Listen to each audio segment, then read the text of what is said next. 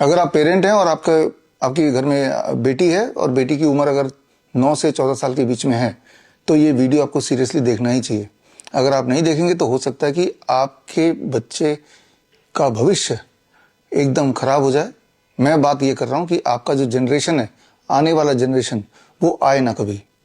एक ऐसी planning already हो चुकी है, लॉन्च हो चुकी है भारत में, जिस प्लानिंग के तहत छोटे बच्चों को HPV वैक्सीन दिलाया जाने लगा है, ह्यूमन पेपिलोमा वायरस वैक्सीन। और बोला ये जा रहा है कि ये वैक्सीन बच्चों को इसलिए लगा रहे हैं, लड़कियों को, ताकि आगे चल के उनके सर्वाइकल कैंसर होने के चांसेस ना रहे। ये बहलाया जा रहा है, जबकि सच्चाई ये है कि HPV वैक्सीन अभी इसलिए लगा रहे हैं ताकि आगे चल के ये लड़कियां जब बड़े हों तो वो बच्चे पैदा करने लायक हो ही ना और इनफर्टिलाइज हो जाए। तो ये बात जो मैं आपको बता रहा हूँ, ये सबूतों के साथ आज से 2 साल पहले ऑलरेडी मैंने बता चुका था, और तब मैंने जिक्र किया था एक छोटी सी कहानी का। वो कहानी मैं आपको थोड़ा सा बता देता हूँ। आपने सुना होगा नेकेड एम्परर सिंड्रोम, मतलब नंगा राजा सिंड्रोम हिंदी में बोले तो। एक प्रचलित कहानी है जहाँ पे एक राजा को बहका के 2 ठग ये समझा देते हैं कि हम आपके लिए ऐसे कपड़े लेके आएंगे जो आप जब पहनेंगे तो जो लोग बुद्धिमान हैं उनको आपको उन्हीं को वो कपड़ा दिखाई देगा, और जो बुद्धिमान नहीं है, बेवकूफ़ हैं, तो उनको आपका पहना हुआ कपड़ा नहीं दिखाई देगा। एक्चुअली उन्होंने कुछ भी नहीं पहनाया और राजा को नंगा ही छोड़ दिया, और राजा को बोला कि आपने कपड़े पहन लिए हैं लेकिन ये कपड़ा दिखाई उसको देगा जो बुद्धिमान है। तो राजा को एहसास हुआ कि मैंने कुछ पहना नहीं, लेकिन वो सोचता है कि अगर मैं बोल दूं कि मुझे तो कोई कपड़ा दिख नहीं रहा है, मैं तो नंगा दिखाई दे रहा हूँ, तो लोग सोचेंगे कि ये तो बेवकूफ़ है। तो इसलिए राजा बोलता है हाँ भाई, मैंने तो कपड़ा पहना, मुझे दिखाई दे रहा है। और यही बात पूरे उसके साम्राज्य में फैल गया कि राजा ने एक इनविजिबल कपड़ा पहना लेकिन दिखाई उसको देगा जो कि बुद्धिमान होगा। और राजा नंगा ही निकल गया अपने साम्राज्य में ये देखने के लिए कि देखता हूँ किस किस को मेरे कपड़े दिखाई दे रहे हैं, और ये भी समझ जाऊंगा कि कौन कौन हमारे साम्राज्य में इंटेलिजेंट है और कौन बेवकूफ़ है। और राजा के हाँ में हाँ मिला के दरबारी से लेके जनता बोलने लगी, राजा आपने तो बहुत शानदार कपड़े पहने, आपने तो बहुत शानदार कपड़े पहने, जबकि सच्चाई ये थी राजा ने कुछ पहने ही नहीं था। और तभी एक बच्चा एकदम से भीड़ में चिल्ला के बोलने लगा, अरे राजा तो नंगा है, राजा तो नंगा है। और देखा देखी और भी बच्चे चिल्लाने लगे, और अल्टीमेटली सबके बीच में पर्दाफाश हो गया और सबको ये पता चल गया कि एक्चुअली राजा ने कुछ पहना नहीं है, लेकिन कोई भी सामने आके पहले बोलने की हिम्मत नहीं कर रहा था सच्चाई। उस दिन राजा की आंखें खुली, लेकिन तब तक वो ठग राजा से बहुत सारा पैसा लूट के जा चुके थे। तो वो कहानी का कॉन्टेक्स्ट इस HPV वैक्सीन में जो षड्यंत्र है उससे जुड़ा हुआ है, वो आगे आपको मैं बताऊंगा। एक और कॉन्टेक्स्ट है जिसको आपको थोड़ा समझना पड़ेगा, थोड़ा धैर्य रखना पड़ेगा। मामला आपके आने वाले जनरेशन का है, वो जनरेशन आएगा या नहीं आएगा इसका है, इसीलिए थोड़ा पेशेंस रखिए। समझाने के लिए छोटा सा उदाहरण, मान लो मैं एक टीका आविष्कार करता हूँ और बोलता हूँ आपको कि ये टीका अगर बच्चे को आप लगा देंगे अभी जब वो बच्चा है 9 से 14 साल के बीच में, तो आज से 50 साल बाद भी बच्चे के बाल सफ़ेद नहीं होंगे, काले ही रहेंगे, ऐसा आपको बोल दूं तो आप मेरी बात मान जाएंगे? आप तो बोलेंगे ना कुछ एविडेंस दिखाओ, कोई सबूत दिखाओ। जिन बच्चों ने आज से 50 साल पहले लगाया हो और वो आज 50 साल के हो गए हों तो उनके बाल काले होने चाहिए, फिर ये सारा आप मामला पूछेंगे। और उस वैक्सीन का नाम रख दूं FBH, forever black hair vaccine, FBH, और प्रोपेगेट करूं, प्रोपेगेंडा मीडिया में डाल दूं और सबूत ना दिखाऊं, तो आप बोलेंगे पहले सबूत लाओ कि अब अगर मैं अपने बच्चे को ये टीका लगा दूं तो 50 साल बाद भी उसके बाल सफ़ेद नहीं होंगे, और ये भी सबूत लाओ कि उसका कोई दुष्प्रभाव भी नहीं होगा।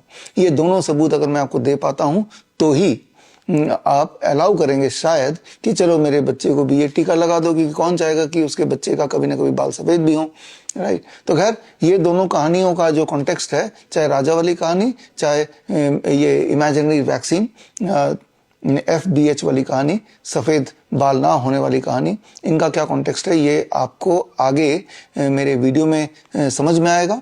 फिलहाल मैं ये मान के चल रहा हूँ कि आप अभी भी प्रोपेगेंडा मीडिया देखते हैं, आप अभी भी अखबार पढ़ते हैं, तो आपने ऑलरेडी देख लिया होगा कि भारत में HPV वैक्सीन का ड्राइव मुफ्त में भारत के बच्चों को लगना शुरू हो गया है। ये सारी प्लानिंग हो ही चुकी है। पहले तो चल रहा था स्मॉल स्केल पे, अब चलेगा लार्ज स्केल में। यानी कि जो लोग इस षड्यंत्र में आ जाएंगे, जो बच्चे आने वाले समय में वो बांझ ही बनने वाले हैं, इनफर्टाइल ही होने वाले हैं। तो ये जो भी बात मैंने बताई है, ये सारी बातों का सबूत देखे बिना आप फैसला मत कीजिए। इन सारे बातों का सबूत देखने के लिए आज से 2 साल पहले 23 जुलाई 2024 में, यानी कि चंद्रशेखर आजाद जयंती के दिन, बाल गंगाधर तिलक जयंती के दिन मैंने ये वाला खुलासा कर दिया था। 2 साल पहले कर दिया था, लेकिन आज एक बार फिर से आपको वही वाला खुलासा देखना चाहिए, क्योंकि मुझे पता है कि जो पब्लिक है उनकी मेमोरी बड़ी शॉर्ट होती है, और ये बात मुझे भी पता है, प्रोपेगेंडा मीडिया को भी पता है। इसीलिए मैं एक बार फिर याद दिला देता हूँ। तो आगे 2024 वाला मेरा पूरा वीडियो देखिए, सारे एविडेंस देखिए, सारे एविडेंस डाउनलोडेबल है जो मैं एविडेंस दूंगा, और सारे एविडेंस डाउनलोड करने के लिए स्क्रीन पे दिए हुए लिंक में जाके जो एविडेंस दूंगा वो डाउनलोड कर सकते हैं। एक कहानी के रूप में वो मैं आपको समझाने की कोशिश कर रहा हूँ, जो आज से 2 साल पहले का वीडियो है उसको, ताकि आप उसको देखें, देखने के बाद फिर समझें, फिर फैसला सिर्फ ये ना लें कि भाई मेरी बेटी को ये वैक्सीन लगना चाहिए कि नहीं, HPV वैक्सीन, बल्कि फैसला दृढ़ निश्चय ये भी कर लें कि आज के बाद, इस वीडियो को देखने के बाद, जितने ऐसे परिवार को आप जानते हैं जहां पे 9 साल से 14 साल के बीच की उम्र के बच्चे हैं, उन सबको ये वाला इंफॉर्मेशन जरूर दें। ये आपकी रिस्पॉन्सिबिलिटी है।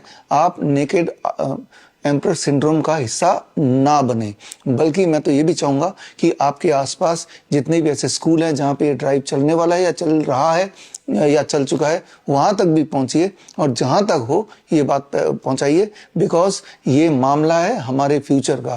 फ्यूचर ही नहीं रहेगा, क्योंकि आने वाले समय में अगर सारे बच्चों को, लड़कियों को अभी ये लग जाएगा, तो आने वाले समय में if most of the girls become infertile, जैसा कि पहले होता रहा है, सारे एविडेंस आगे आपको देखने को मिलेगा, तो फ्यूचर ही खत्म हो जाएगा, क्योंकि बच्चे ही पैदा नहीं होंगे, या पैदा होंगे तो विकलांग पैदा होंगे, और मल्टीपल अबॉर्शंस भी होने के चांसेस हैं, जैसा कि होता है। जिन लड़कियों ने आज से 10 साल पहले, 20 साल पहले ये वाला वैक्सीन लगाया था, उनके सारे एविडेंसेस आपको इसी वीडियो में आगे मेरे 2 साल पुराने वाला लेक्चर में देखने को मिलेगा। बड़े शांति से एक एक एविडेंस देखिए, उसे दोबारा से रिकन्फर्म कर लीजिए डाउनलोड करके, और फिर फैसला लीजिए। चुपचाप मत बैठ जाइए, फैसला लीजिए क्या करना है। एक मुहिम चलाइए ताकि हम अपने भविष्य को बचा पाएं। फिलहाल आप उस वीडियो को अभी देखिए। धन्यवाद। कहानी कुछ इस तरह से है कि एक खास तरह का टीका, इसका नाम है फॉरएवर ब्लैक हेयर टीका। एक टीका जो आपको लगाया जाएगा, छोटे बच्चों को लगाया जाएगा, 9 साल से 15 साल 14 साल के बीच के बच्चों को, खासतौर पे लड़कियों को, और ताकि आज से 20 साल बाद, 30 साल बाद, 40 साल बाद उनके सफेद बाल सफेद ना हो जाएं, वो काले ही रहें। यानी कि एक खास तरह का टीका, मेरे हाथ में वो टीका है, और ये टीका है, ये वाला आप टेस्ट ट्यूब सैंपल देख रहे हैं, और ये टीका लेके उनके माथे पे लगा देंगे, छोटा सा टीका, और 9 साल से 14 साल के बच्चों को लगाया जाएगा। और एक्सपेक्टेशन ये है कि जब वो बड़े हो जाएंगे तब उनके बाल सफेद नहीं होंगे, वो काले ही रहेंगे। यानी कि फॉरएवर ब्लैक हेयर टीका, फॉरएवर ब्लैक हेयर टीका, FBH टीका। और उससे क्या होगा, उसका अंतिम रिजल्ट ये होगा, जो कि प्रोपेगेट किया जा रहा है, कि इससे बड़े होने के बाद उनके बाल, आज से 20 साल बाद उनके बाल सफेद नहीं होंगे, 30 साल बाद सफेद नहीं होंगे, वो काले रहेंगे, अगर अभी ये टीका लगा दो तो।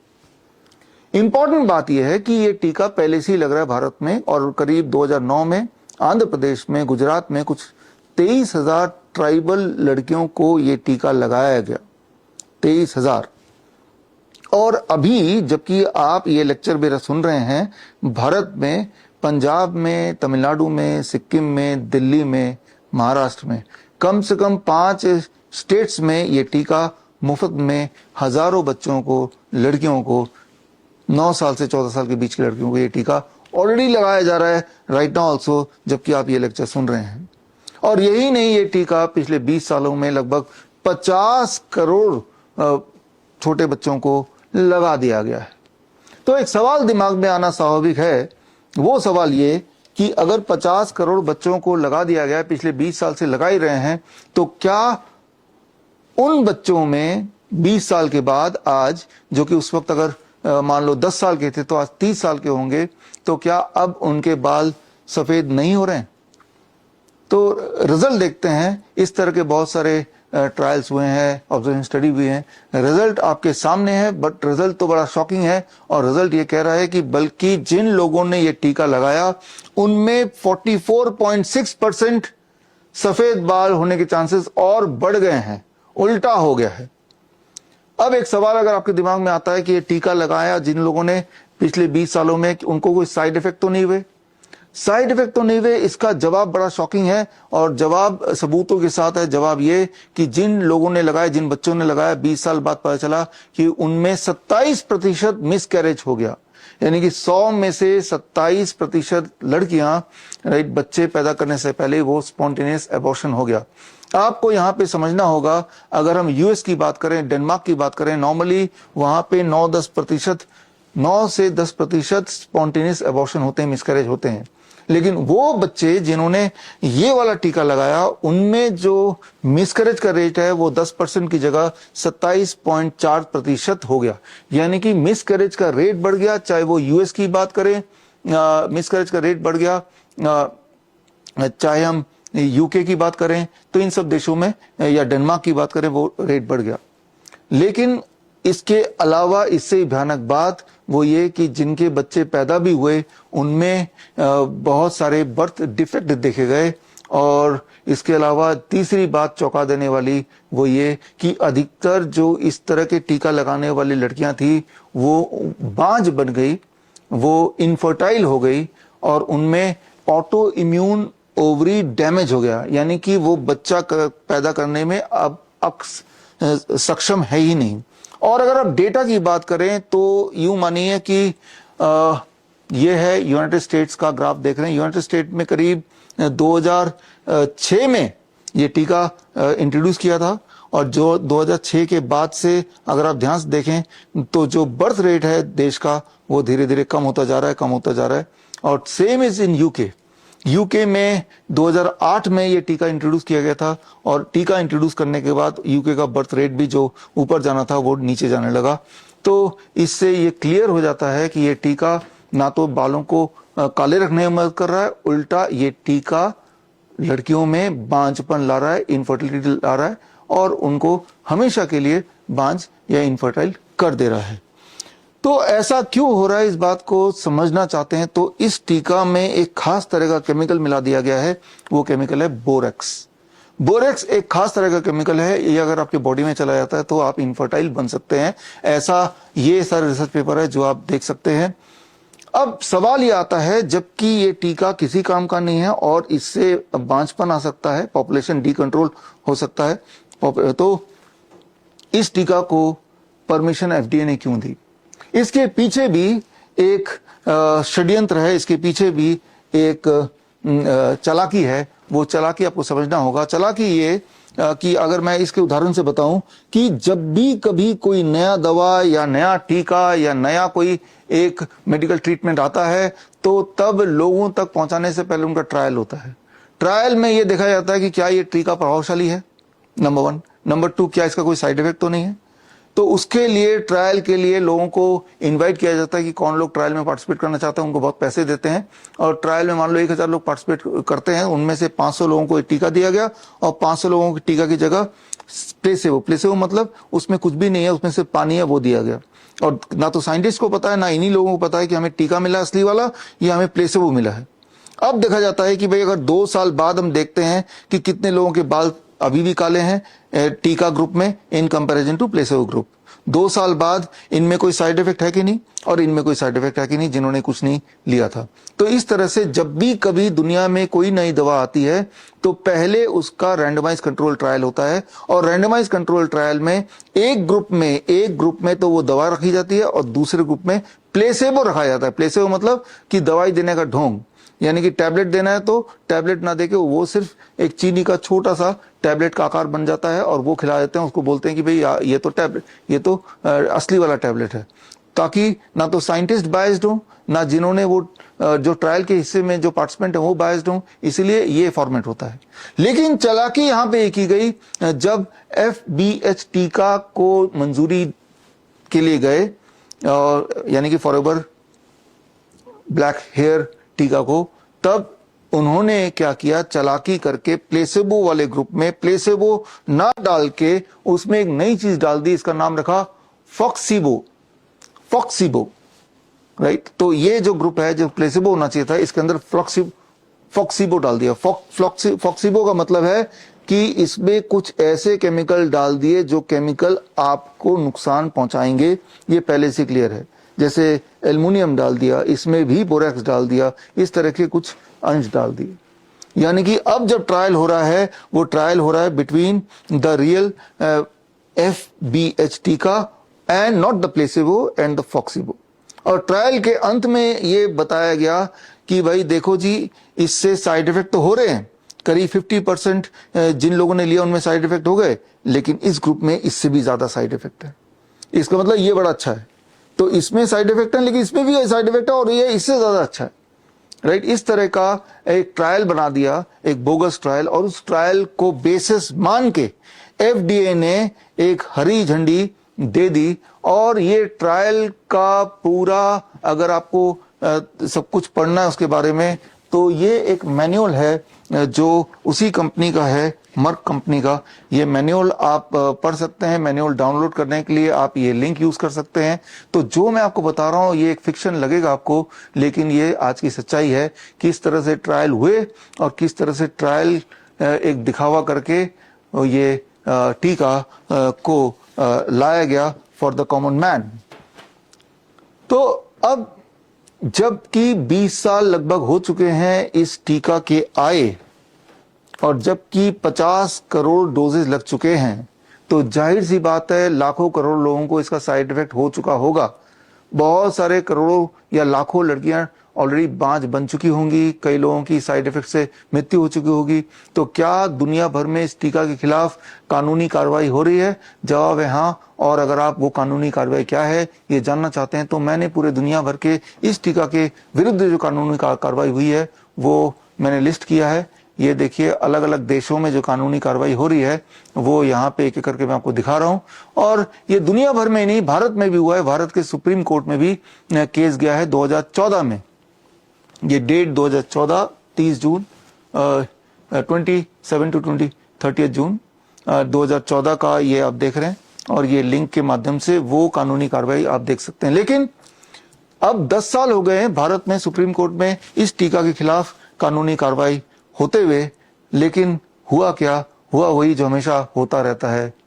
तारीख पर तारीख, तारीख पर तारीख, तारीख पर तारीख, तारीख पर तारीख मिलती रही है, लेकिन इंसाफ नहीं मिला मिलोड, इंसाफ नहीं मिला। मिली है तो सिर्फ ये तारीख पे तारीख। और वो तारीख पे तारीख तो एक तरफ चली रही है, और दूसरी तरफ प्रोपेगेंडा मीडिया अभी भी इस टीका को प्रमोट कर रहा है और इसको हर इंसान तक पहुंचाने के जिद पे अड़ा हुआ है। हर बच्चे के बॉडी में इस टीका को पहुंचाने में पड़ा हुआ है। आए दिन आप सब ने इस टीका के प्रमोशन दरबारी और सिलेक्टेड प्रजा के माध्यम से आप तक पहुंचाया है, आपने देखा है। लेकिन अगर आप बोलते हैं कि टीवी में ऐसा कोई टीका के बारे में हमने सुना नहीं, टीवी में ऐसा किसी को बोलते हुए सुना नहीं, तो अभी आपकी आंखें खुल जाएंगी और किस चीज की मैं बात कर रहा हूं आपको समझ आ जाएगा। लेकिन यहां जरूरत है चतुर रामालिंगम का वो ट्विस्ट। चतुर इस सदमे से रिकवर करता उससे पहले रैंचो ने उसकी स्पीच के चंद शब्द बदल डाले, जैसे चमत्कार बन गया बलात्कार। पिछले 32 साल से इन्होंने निरंतर इस कॉलेज में बलात्कार पे बलात्कार किया। तो जिस तरह से रैंचो ने चतुर रामालिंगम के साथ एक छोटा सा छल किया था, ठीक उसी तरह से आपको सारा कुछ समझाने के लिए मैंने एक छोटा सा प्लान बनाया था। और वो प्लान ये कि जहां जहां मैंने बोला फॉरएवर ब्लैक हेयर टीका, वो उस चीज को हटा दे, उसकी जगह लिख दीजिए FBH की जगह HPV वैक्सीन। और जहां जहां मैंने बोला सफेद बाल बीमारी, सफेद बाल वो सफेद नहीं रहेगी, सफेद होगी नहीं, वहां वहां पे आप बीमारी का नाम रख दीजिए cervical cancer. I am sure अब आप रिलेट कर पा रहे होंगे। अगर आप प्रोपेगेंडा मीडिया देखते हैं, आप डेली अखबार पढ़ते हैं, तो ये खबरें कुछ ज्यादा ही प्रमोट की जा रही हैं कि HPV वैक्सीन बच्चों को लगाया जाएगा, लड़कियों को लगाया जाएगा, लगाया जा रहा है 9 साल से 14 साल के बच्चों को, ताकि बड़े होने पे उनको सर्वाइकल कैंसर ना हो जाए। अभी वैक्सीन लगा लो, जब 30 साल 40 साल के हो जाओगे तब आपको सर्वाइकल कैंसर नहीं होगा। ऐसा प्रिटेंड किया जा रहा है कि हम तो आप बच्चे की भलाई चाहते हैं, उनकी जान बचाना चाहते हैं तब के लिए, ताकि अभी हम कुछ करें ताकि तब दिक्कत ना हो। जबकि मैंने आपको ऑलरेडी दिखा दिया कि इस सर्वाइकल कैंसर के वैक्सीन, HPV वैक्सीन के अगेंस्ट जो सच्चाई क्या है, उसके सारे आंकड़े विद ऑल द रिपोर्ट्स मैंने आपके सामने पेश कर ही दिया। लेकिन इसके बावजूद भी क्यों ऐसा है कि ये प्रमोट हो रहा है अखबारों में, और बड़े बड़े लोग या जिन्हें हम बड़े मानते हैं वो खुल के इसका प्रमोशन कर रहे हैं। अगर आपको अब भी नहीं समझ आ रहा या आप रिकॉल नहीं कर पा रहे हैं प्रोपेगेंडा मीडिया में, या आप मीडिया देखते रही हैं, तो छोटा सा मैं आपको क्लिपिंग दिखाता हूं निर्मला सीतारमण का, जो कि फाइनेंस मिनिस्टर है, किस तरह से HPV वैक्सीन का प्रमोशन कर रही है। Cervical cancer vaccination. Our government will encourage vaccination for girls in the age group of 9 to 14 years for prevention of cervical cancer. अभी आपने निर्मला सीतारमण को देखा, और अब देखते हैं सुधा मूर्ति, जिन्होंने पार्लियामेंट में खड़े होके इसी खतरनाक डेडली HPV वैक्सीन का प्रमोशन किया। सुधा मूर्ति, जिनकी किताबें मैं और मेरी 10 साल की बेटी एक साथ पढ़ते हैं और उस किताबों से बहुत सारे ज्ञान लेते हैं, बहुत सारा इंस्पिरेशन लेते हैं। लेकिन अब इन किताबों की लेखिका सुधा मूर्ति कुछ ऐसा बोल रही हैं जो मेरे बच्चे को, क्योंकि वो भी 9 से 14 साल के ब्रैकेट में है, को आगे जाके इनफर्टाइल बना सकता है या बहुत सारी और बीमारियां ला सकता है। और इसके कंस्पिरेसी का जाने अनजाने, या तो मैं ये बोलूंगा नेकेड एम्प्रेस सिंड्रोम के तहत इसका हिस्सा बन रही हैं, और जो सारे एविडेंस उसको इग्नोर करके, आंख बंद करके पब्लिकली इसको प्रमोट कर रही हैं। और इस चीज से आपको समझ आ गया होगा कि किस तरह से हमारे समाज में नेकेड एम्प्रेस सिंड्रोम जन जन के अंदर एक बीमारी की तरह घुस गया है। There is a vaccination which is given to women, girls between the age of 9 to 14, known as the cervical vaccination, which can, if the girls take that, it can be avoided. May I request that to the House that we should incorporate that vaccination for the benefit of our girls, because prevention is better than cure. अभी तो मैंने बात की दरबारी की, लेकिन अब बात करता हूं कुछ प्रजा की। यहां तक कि बहुत सारे डॉक्टर्स जो बड़े बड़े पोजीशन पे हॉस्पिटल्स में है, वो भी HPV वैक्सीन्स को प्रमोट कर रहे हैं, मानो एक अमृत, एक रिवोल्यूशन आ गया है। लेकिन इस बीच शायद आज भी थोड़े से ऐसे लोग हैं हमारे देश में जो उस बच्चे की तरह हैं, उस बच्चे की तरह जो सच बोलने की जिन्होंने कसम खाई है। उनमें से एक ग्रुप का नाम मैं लूंगा, अवेकन इंडिया मूवमेंट। तो उन्होंने जब ऐसे डॉक्टरों को HPV वैक्सीन प्रमोट करते हुए देखा, तो उन्होंने इन्हीं में से कुछ डॉक्यूमेंट जो उन्होंने तैयार किए हुए थे डॉक्टरों को जब पेश किया कि इसके एविडेंस तो कुछ और कह रहे हैं, इसके एविडेंस तो ठीक उल्टा कह रहे हैं। तो देखिए, जब उन डॉक्टरों से कन्फ्रंट हुआ तो वो नेकेड एम्पर सिंड्रोम से ग्रस्त वो डॉक्टर जो HPV वैक्सीन प्रमोट कर रहे थे, तो तब उनका जवाब क्या होता है, जरा इस क्लिपिंग को देखिए। ये जो वीडियो आया था उसमें लिखा था कि हमारी बच्चियों को आगे जाके प्रेगनेंसी नहीं होगी, उनकी ओवरी फेल होगी। There is no association with ovarian failure documented in the study. Yeah, ma'am, I have a question. Here you have mentioned that it does not affect fertility in women, the HPV vaccine. So whereas the Cervavax product insert itself is mentioning that no human studies have been done on fertility. Pregnancy, or you're trying to be pregnant, the vaccine is not to be given. Lactating mothers, no data has been done. So when there has been no trials and no study at all on the fertility of women after the HPV vaccine. On what basis can it be safe and effective? Secondly, worldwide there has been a major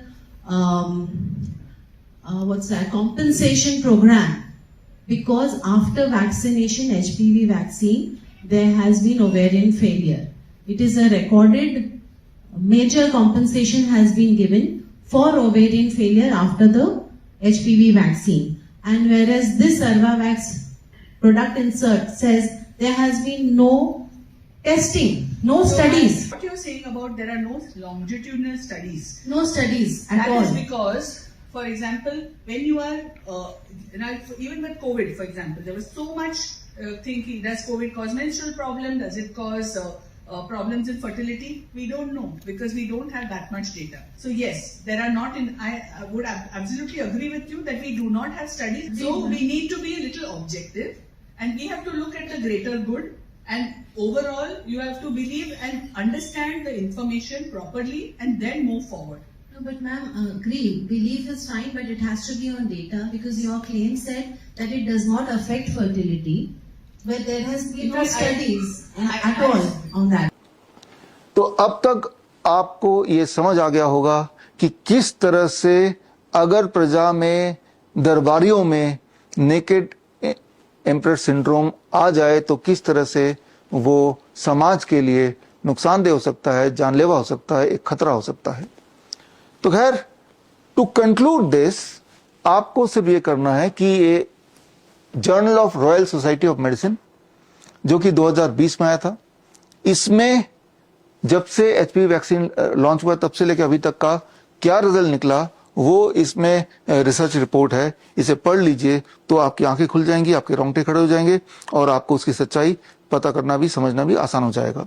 लेकिन इन सब के बावजूद भी, जबकि इस तरह के evidence बिल्कुल क्लियरली धरातल पे हैं, इन सब के बावजूद भी आज भारत में सीरम इंस्टीट्यूट ऑफ इंडिया, ये वही नाम है जिन्होंने आपको वो 2 खुराक दिए थे जो कोविड के वैक्सीन लगाए थे, जिसकी वजह से अब सच्चाई सामने आ गई। आपको पता ही है कि लोग किस तरह से खड़े खड़े बैठे बैठे दम तोड़ रहे हैं, कार्डियक अरेस्ट, हार्ट अटैक का शिकार हो रहे हैं, जैसा कभी पहले ह्यूमैनिटी में नहीं देखा गया। और अब तो सीरम इंस्टीट्यूट ऑफ इंडिया ने बता भी दिया, एक्सेप्ट भी कर लिया कि हमें पहले से ही पता था, लॉन्च करने से पहले, कि आगे अगले 1-2 साल में यही होने वाला है, लेकिन इन्होंने वो छुपाया।